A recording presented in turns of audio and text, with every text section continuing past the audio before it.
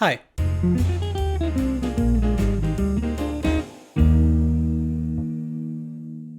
In this video I will teach you how to sample any drum kit using Kontakt 5. But first, please take a moment to check out my original music projects and consider making a donation. All you have to do is open any of the links in the description and choose your price. This means you can also get them for free. However, if you decide to pay, I'll mention your name at the end of my next video. I'll see what I can do with it. Alright, back at it. In this context, sampling is the process of recording sounds so that you can use them with a MIDI controller or program them in a MIDI sequence. In other words, you are creating a virtual instrument. For this tutorial, I have recorded my old drum kit, but the great news is this process also works with any other instrument, from a set of buckets to a grand piano. The first step is to record every part of your instrument using different dynamics. And by dynamics I mean levels of loudness. So for instance, you can start by recording your snare.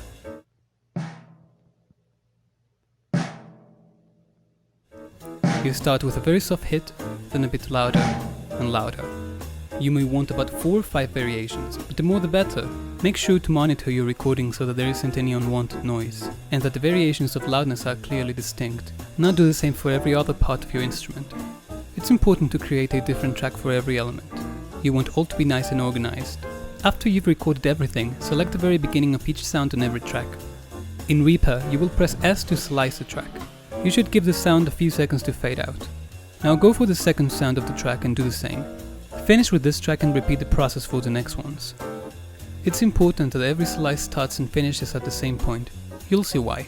So consider using the snap feature by clicking this magnet icon. Now this is optional, but in your DAW you can edit the tracks individually. You can use compression, tweak the EQ or add a reverb. However, for this video I'm gonna use the raw tracks for creating the instrument. Okay, now it's time to export the sounds.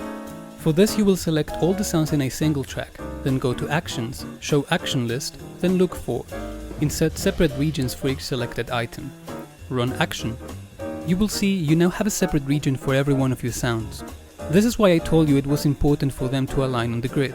To render the sounds you go to File, Render, and where it says Bounce you will select Project Regions. It will be easier for you if you save every part of your instrument in a separate folder. So if you want to render the snare sounds, you select the track and click the Solo option, which is a button with an S. Now you select the directory. And remember, you can create a new folder by simply writing the name after the slash. So if I write snare, the program will automatically create a folder with that name. I will also name these sounds snare. And if you check the folder, you'll see all the sounds are there, and they are numbered in the order they rendered. Assuming you did this right, the sounds will go from quieter to louder. Now do the same for every other track. Right, now we've got the sounds. It's time to actually create a virtual instrument. So in New Project, if you want, open Kontakt 5. Where it says Files, you will select New Instrument. Now click the wrench icon, which allows you to edit the empty instrument. Now move to Mapping Editor, which is where you'll import the sounds you recorded. The easiest way to do this is to open the folder and simply drag it into the map. You will notice it actually covers more than one key, which could be useful, but I advise you to use only one key. You might want to check out the standard MIDI mapping for drums, but the truth is, if you're doing this for yourself, it doesn't really matter what keys you use. So I'm going to start with my kick sounds. This one sound is the first dynamic of the kick, which is very quiet. I will map it to the C1 key. Now the height of the selection represents velocity, which translates to intensity or loudness. So I want this dynamic to be present only when I press the C1 key very softly. So I'm going to drag the top of the selection and snap it to the first line on the grid, which is velocity equals 16. You might have already figured out that each one of the sections is 16 velocity points, or whatever they're called. So for the next dynamic, which is kick 2, and is supposed to be a tad louder, I am going to do the same. I will map it to the same key obviously, but now it will only cover velocity 17 to 32. This means this sound, this specific recording, will only appear when I play or program this precise velocity range. That was the whole point of recording gradually louder sounds for every part of the kit. You've guessed it, all you have to do now is repeat the process with every single one of your recordings. If you want to make sure all is nice and clear, you can type the velocity instead of dragging the edges of the selection. This might take a while, but that's essentially the final step. Once you've mapped all the recordings, you're ready to use your instrument. Remember, these are the raw sounds of my recording, so naturally it isn't very polished. I actually kinda like it for old school black metal stuff.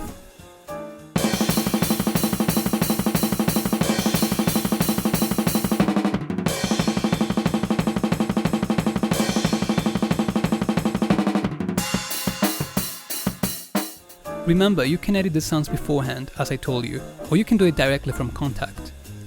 Say, if you want to edit all the kick sounds, you will have to go to the mapping editor again. Select all the sounds for the kick, right-click on them and select Move Zones to New Empty Group. Now move to the Group Editor tab and rename the group as Kick. It's important that you unselect the Edit All Groups option and only check the group you want to modify. Right here, now you're able to control the pitch, pan, volume, and even add very useful effects to each part of the instrument separately. That was all for today. I hope you found this tutorial useful. Time to call out my last week's supporters using my freshly made drum samples. Hibachi Jones, Luke Bushnell. Thank you, and I'll see you soon.